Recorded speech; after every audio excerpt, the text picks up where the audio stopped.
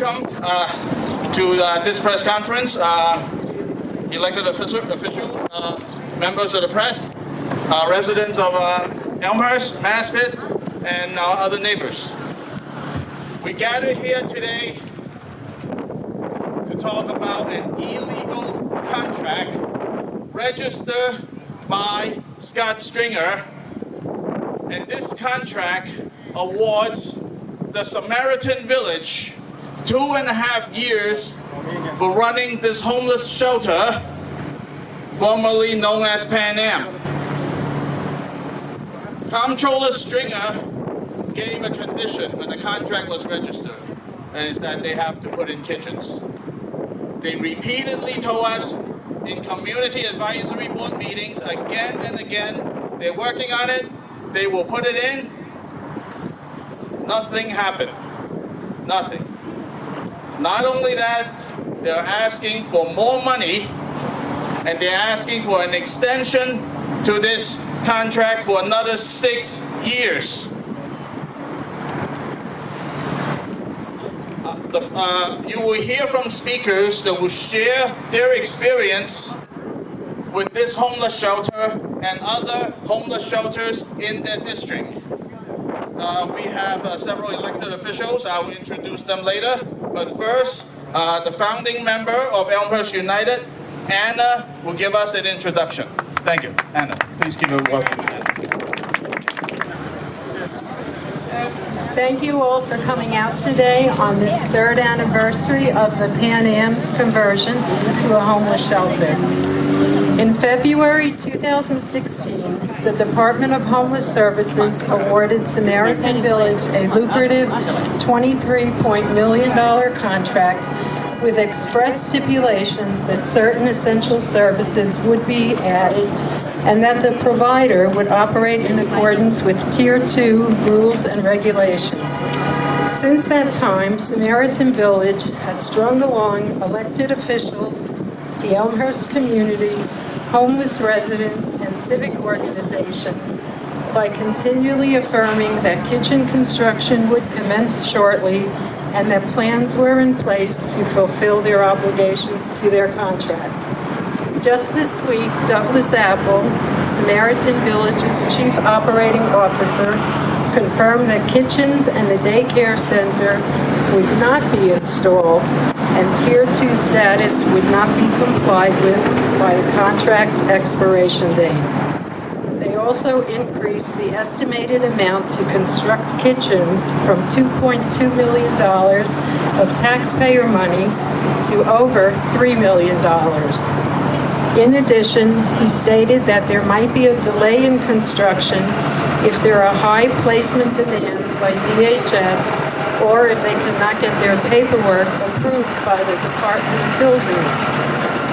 It's unthinkable that DHS plans to move forward and reward Samaritan Village and the landlord with a new 6-year contract and an additional $10 million in funds for their failure to comply with these material provisions. Samaritan Village did not fulfill their obligations in 3 years. Why should they believe they will do so now? It's disgraceful that the city would continue to contract with a provider who has clearly failed to meet their obligations on vital services and basic necessities that families need. A clear message needs to be sent that failing to meet these obligations means no contract renewal or additional payment of monies. The Pan Am Hotel is outdated and dilapidated. It would require a tremendous amount of taxpayer dollars to bring the building up to code and to meet the requirements of New York City and New York State laws and regulations. We call upon the city and DHS to search for a facility that would be less costly to upgrade so families can live safely and humanely, or scale down the number of units and convert this facility into much-needed affordable housing. This is the perfect opportunity for Mayor de Blasio, DHS, and Samaritan Village to put aside profits and show how much they really care about the less fortunate of our great city. Thank you.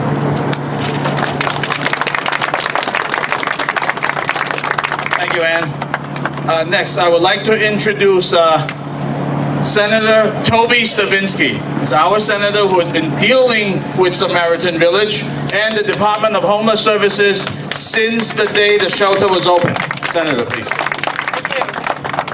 Thank you, Anna. Thank you, Phil and Sally and everybody else involved in not just today's demonstration of support for good government, but also going back to last June, 3 years ago, when the shelter opened almost overnight without notice. In March of 2016, that scaffolding went up. They promised us it would be finished during the summer. We look at it today, 3 years, 2.5 years, it's still up.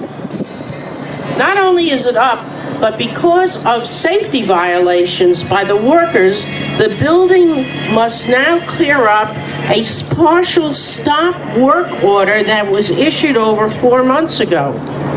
We were told in March that it was 95% complete, and it's still not the scaffolding has not been removed.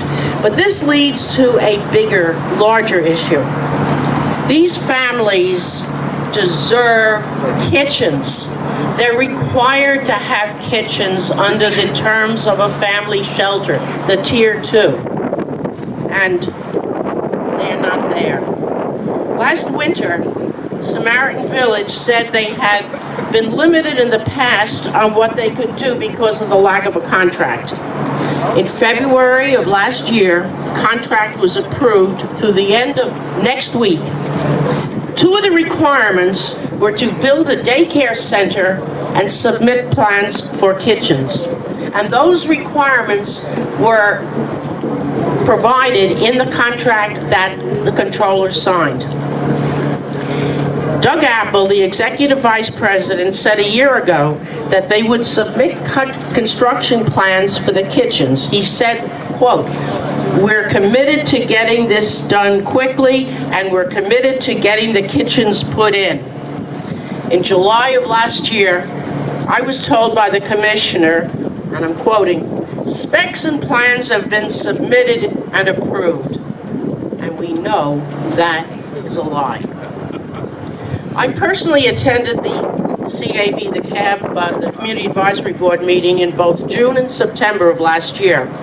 And I was told that the 220 volt lines that are necessary for the kitchens would be put in, that they would be doing 24 rooms at a time, and that this would begin in October of last year. We're a week away from the contract expiration, and just yesterday, I received a response from HRA about the kitchens. I had sent letters, I had given, I know Phil and ELMHURST United copies of the letters that I sent without getting a response from DHS and from the Commissioner of Social Services, to the point that I had to file a FOIL for the information that we were all asking for. And they promised to do it by July 12th, I believe. And that was filed in May. I want to thank ELMHURST United, and we're going to continue to work together on these issues. Let me add one more point. HRA said they have secured funding and a contractor to do the work for the kitchens, and it will start within 90 days after a contract is registered. But we know words are not enough, and we're going to continue to hold HRA accountable so that until these kitchens are installed. And I suggest Controller Stringer only extend the contract for 1 year, so that we have benchmarks that they have to achieve along that contract passageway, so that after 6 months something has to be done, whether it be the 220 lines or whatever it is, and the contract should not be renewed if they haven't kept their word. And their track record is not a good one. If they can't do something as simple as removing the scaffolding, I have great concerns about their ability to provide provide safe kitchens for this family. The people who live there and the people who live here, they deserve, everybody deserves better. Thank you. Thank you.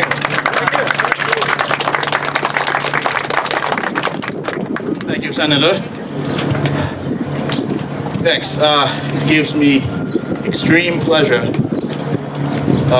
to have the next speaker who has been running around the whole entire city doing her work. And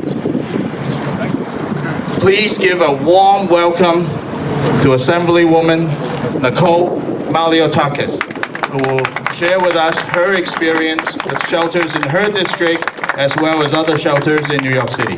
Nicole. Thank you, everyone.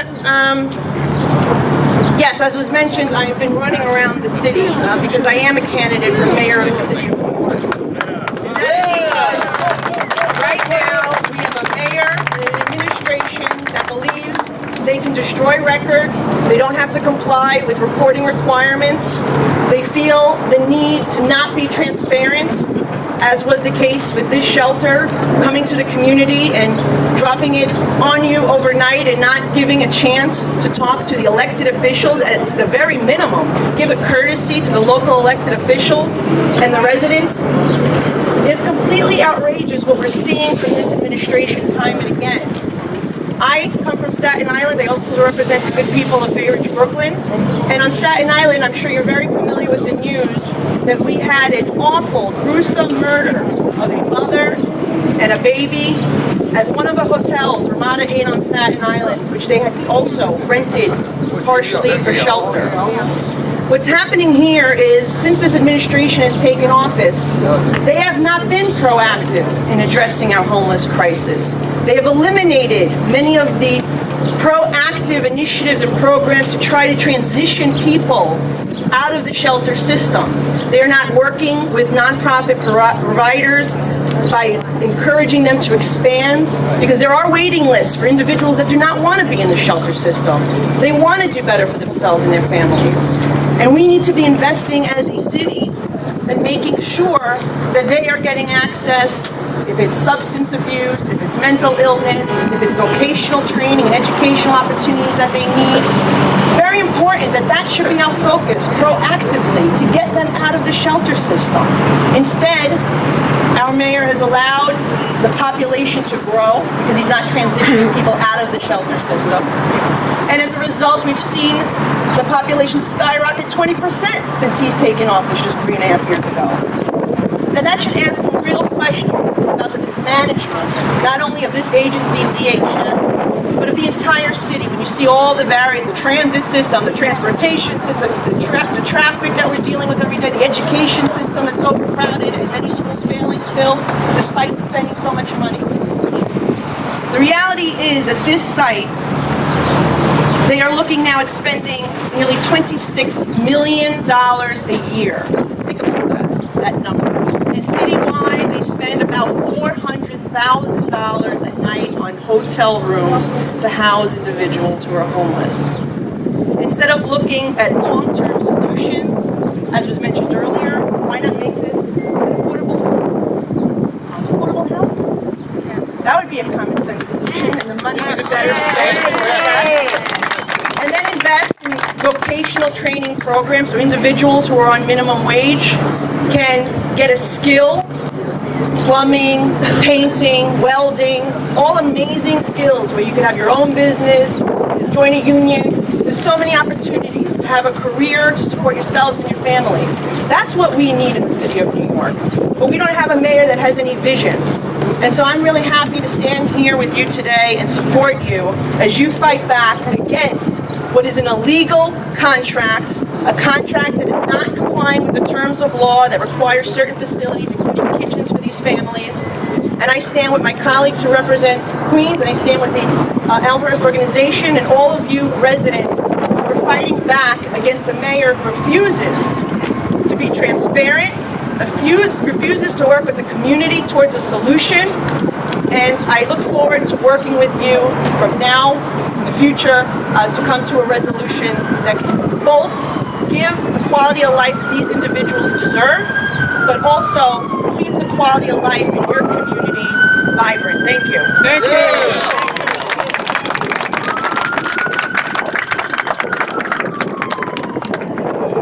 Thank you, Assemblywoman Maliutakis. Dump the dope. Don't talk slow. I know he's voting. Okay. Let's finish this first. Next, a founding member of Elmhurst United, Rachel Lamb, will share her experience in our organization's 2.5-year fight with the Department of Homeless Services. Because over half of our residents here are Asians, she will be speaking Chinese. Rachel?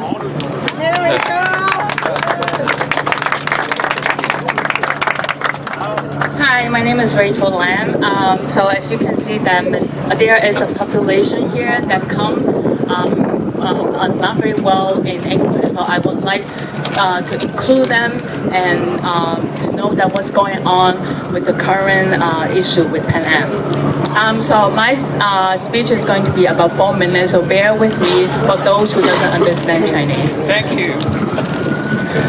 大家好，在我们中国这边的居民很欢迎而且非常谢谢大家今天来到这边做这个抗议的活动。今天呢，我们为什么来这边抗议呢？唯一一个原因呢，就是我们要主机长拒绝这个承包商撒玛利亚要求下面6年的一个合同把它拒绝掉。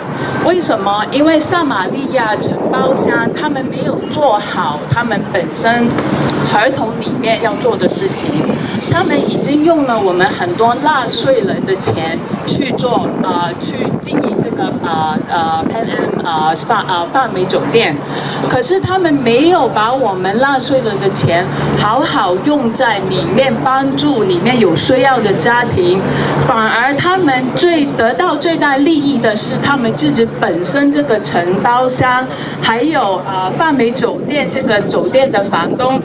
所以今天我们在这边只有一个目的，就是要向主机长跟他们说，不要把这个合同6年的合同再继续下去，因为在浪费我们纳税人的钱。还有一点很重要的是，很多住在里面的居民呢是没有通过政府部门的背景调查，所以我们知道在里面呢住了有3位最严重、高级重罪的性犯人，而且在去年2016年。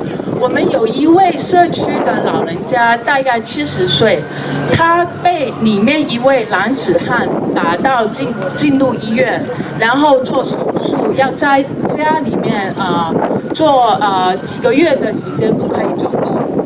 而且今年头有一位男子拿着枪在 TD 银行那一边对着一个顾客抢劫。后来有目击者看到他往范美酒店这一边方向去。很幸运的是，警察后来有抓到这一个打劫的人，而且在他身上面也找到这个 BB 枪，而且那个损失的财物。另外呢，我想奉劝各位居民，如果你遇到小事情、大事情，一定要报警。不要嫌麻烦，一定要报警，因为不报警的话呢，他们呢会再回来，因为他知道我们是不会去报警做任何事情。最后呢，再提醒大家一句，因为今年呢11月份呢是投票选举日，那今天呢为什么我们也有很多的议员、社会的人帮助我们呢？像Stefanski 他是我们的参议员，还有Tony， 他今年Nicole， 他今年呢11月呢会选这个市长，所以呢需要大家的支持。如果他们要帮助我们，他们也需要你去支持他们。选票的时候要选一些是支持我们这个社区的议员跟政府的官员。谢谢大家今天来。Thank you, Rachel. Next, I would like to introduce our next speaker, a longtime ally of the Elmhurst United, Mr. Bob Holden, the president of the Juniper Valley Civic Association. Thanks, Phil. Thanks, Sally and Anna, again for Elmhurst United. Elmhurst United backed us in Maspeth when we had that 4-month battle. Phil even paid for a couple of buses, I believe, so we want to thank Phil. And it's really great to see a lot of Maspeth people here. Raise your hand if you battled Maspeth. Thank you. Again, successful battle. The mayor lied on that one. The mayor said, DHS said that they had a deal with the owner of the hotel. We found out they didn't. And again, the hard work, it's not a shelter, it's still a hotel. This fiasco here is another boondoggle created by the mayor. Again, he's lying, and you heard that word a number of times here, lies throughout this administration, up and down. Even when the contract is not honored, they extend the contract 6 years. How does that work? Is this a bizarro world here? Are we living in some... This is the mayor now saying he can break the law. And we're holding Scott Stringer, the comptroller, to this, to void this contract, make this into affordable housing or senior center like it should be. But the Juniper Park Civic is behind you guys again, and we're happy to stand side by side with you. Elmhurst United was our biggest backer in Maspeth. They stood with us every single night, and we will do the same here with you. And thanks very, very much again for this really great turnout. Thank you. Thank you. Thank you, Bob. We have an alliance of civic associations when it comes to the battle against homeless shelters. Our next speaker is an activist, a native of Sunset Park, Brooklyn. He spent his whole life there, and he has joined us in our battle of homeless shelters. Well, they have their own problems over in Sunset Park, which we will hear about later. Ladies and gentlemen, please give a warm welcome to Mr. Delvis Valdez of Sunset Park. Thank you, Phil, Sally, Anna, and Bob. I want to thank you also because, as you said earlier, the Elmhurst United helped you guys out in Maspeth. Well, Elmhurst United and Maspeth also helped us out in Sunset Park. You guys came down by the busload, and we had rallies over there in Sunset Park when they did another flim-flam like they did over here, and they were going to open up a hotel. The sign went up, Howard Johnson's. Within 24 hours, the sign went down, and the homeless came in the middle of the night. That's the tactic of this administration.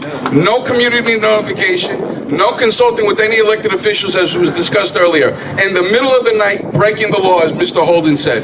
It's irresponsible and it's outrageous that this administration gets to get away with that. I see the signs put up over there. $3,700 a month equals rats, roaches, bed bugs, no kitchens, violations. Where on earth does that sound like good management? Where is that good management? That is ridiculous. I just want to bring up 2 points. Number one, renewing a contract. That's unbelievable, as he said. In a bizarre world, I could use a few other words, but I'm not going to say it. I'm sure children are going to be hearing this. I'm an attorney by trade. Where on earth do you get to violate a contract and then come back and have the audacity to say renew it? And not just renew it, give me 6 more years on top of that, so I can continue lying to you, so I can continue profiting off the unfortunate misery that these people are here, the circumstances that bring them to a homeless shelter. That is just outrageous, the fact that it's even being considered. If I decide to enter into a contract with you and pay you for your services, and then I renege on that, I'm gonna come back and ask you to keep working for me? For what, for free? It's ridiculous. So renewing the contract should be off the table. This thing should be on a month-to-month basis until this place is closed down or turned into affordable housing or a senior center. That's what's needed. And that brings me to my second point. The solution, this is not a solution. What this is doing is, I saw the signs too, warehousing. This is what the mayor is doing. He's warehousing because it's an election year. He does not want to see any homeless people on the street. He does not want you people to see any homeless people on the streets, in the subways, or in the parks. So what does he do? He's not intelligent enough. I don't know if it's intelligence or if it's profiteering. You pick whichever one it is, Mr. Mayor. But either way, what you're doing is sweeping the problem under the rug and warehousing them into a hotel without providing the proper services that are needed. In Sunset Park, we had an incident about a month ago where a person almost kidnapped a child within his gate. And we have the same circumstances in Brooklyn that we do over here in Queens. We have middle-income homes and property owners right next to the shelter. And they arrested the gentleman because the property owner came out just in time to stop the incident. They chased the individual, they caught him, they arrested him. Now it turns out that he was a former resident of the shelter.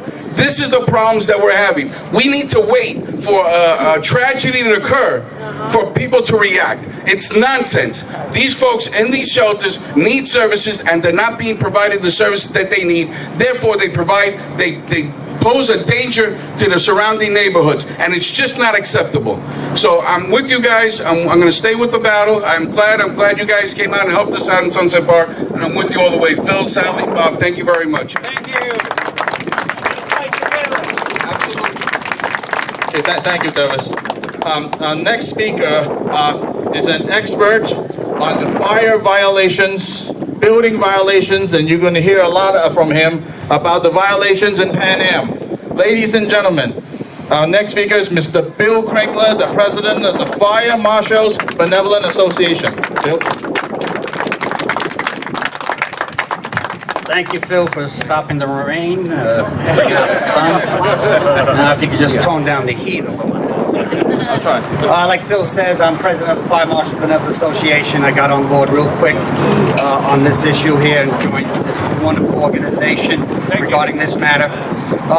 What also has compelled me to do is get into running for public service, because it's obvious that the voice of the people is no longer being heard by our elected officials.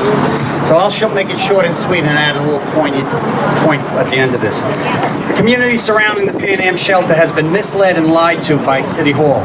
City Hall has continuously violated administrative codes and policies to create this shelter and move in its inhabitants during the night without informing the community. There is no accountability on who is residing at this shelter, even having sex offenders living here. Our local officials have adopted a policy of towing the mayor's self-centered political agendas.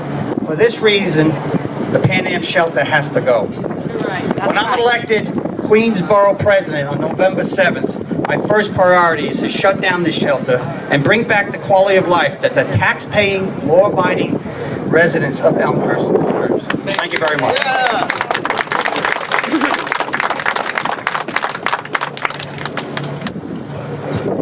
Our last speaker would like to wrap everything up. He's also joined us on this battle against the Pan Am homeless shelter since day one. Ladies and gentlemen, please give a big warm welcome, Senator Tony Avella.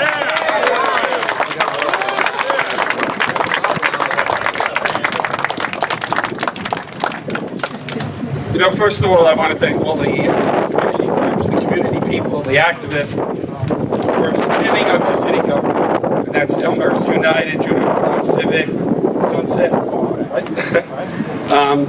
It's a shame that you have to do what's right for this city. This shelter should never have been opened. And when we brought it to the mayor's attention, he should have realized he made a major mistake. And yet, several years later, here we are. Not only in this community, in Maspeth, Sunset Park, all throughout the entire city. And as bad as it is for the community, it's even worse for the homeless. We are not helping them. We're, just as been said time and time again while I've been here, warehousing them. They're put in places where they don't get the services, they don't have the proper facilities, like no kitchens here. They don't have access to getting a job, or if they need substance abuse assistance. This is so disgraceful And it took what? The mayor of the city of New York 3 years to recognize it was his problem and not the former mayor's. And yet, what have we done? The homeless population still increases exponentially.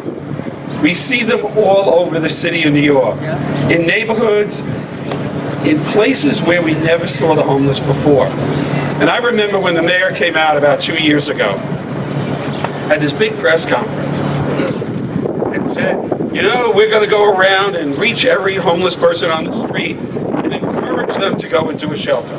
We're going to have the police do it. We're going to have volunteers do it. And I remember saying at the time, this is not going to work, Mr. Mayor, because they don't want to go to a shelter because the shelter's not safe. They don't have the services. And here we are 2 years later and we're still in the same situation. Mr. Mayor, you have to revise the entire policy. And how about starting to work with neighborhoods and communities? We want to be part of the solution. But you cannot eliminate us from the equation. So let's do this right, Mr. Mayor, and have a conversation and not dictate to every neighborhood in the city of New York. I stand with every single community in this city to do this the right way, involve the communities, and actually help the homeless population. So once again, I want to thank everybody who's here for keeping the fight, because we have to stand up to our own city government. It's unfortunate, but we're going to do it, and we're going to continue until we win. That's right. Yeah.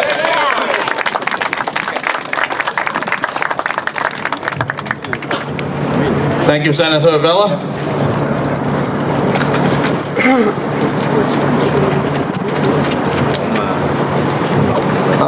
To sum up this rally, the Pan Am shelter has been an illegal shelter since it opened its doors in 2014, July. And it will remain illegal if the contract is extended for 6 years. With losses in federal funding of these shelters in the upcoming fiscal year, and perhaps the next 4 years, DHS needs to spend its money wisely and stop throwing it to shelter operators and hotel owners. It's much more efficient to shut down Pan Am and place the homeless in real, affordable housing.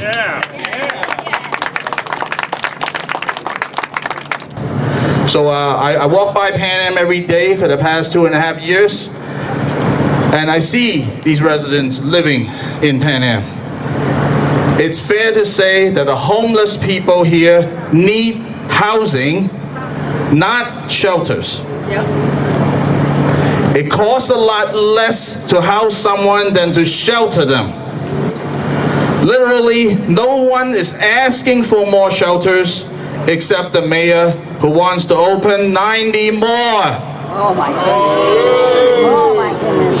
Homeless people don't want to be warehoused in these demoralizing institutions that break up communities and families. Neighborhoods all over the city are opposed to them, and taxpayers simply don't want their money wasted. Mayor de Blasio needs to create real housing for the poorest New Yorkers, and these bogus so-called affordable housing that doesn't benefit the people who need it the most. They don't need that. All the recently built so-called affordable housings are simply not affordable. It's fair to say that these new housings are a form of gentrification in disguise. My final comment, Elmhurst United will work with the appropriate state and federal agencies to investigate and review the various questionable contractual transactions related to the Pan Am shelter. This concludes our rally. Thank you very much. Questions for any? Yes. Oh, for the media? Queens, yes. Queens by the minute? Yes. What I don't sense in any conversation today was the word criminality. You have children living here without kitchens. In my heart, that's criminal. Exactly. Yes. When are they going to go and get the district attorney to come here and speak? You can answer that. The fact that they have homeless families here living without kitchens actually violates city law. And the mayor in the city of New York and the Department of Housing, Resources Administration, as well as the Department of Homeless Services, are actually in violation of the law. That's why we're fighting our own government, because our own government is not paying attention to the law. It's one of the biggest disgraces I've ever come across in city government. With all these problems, and given this already illegal contract, the city wants to extend this illegal contract. That is why we're here today.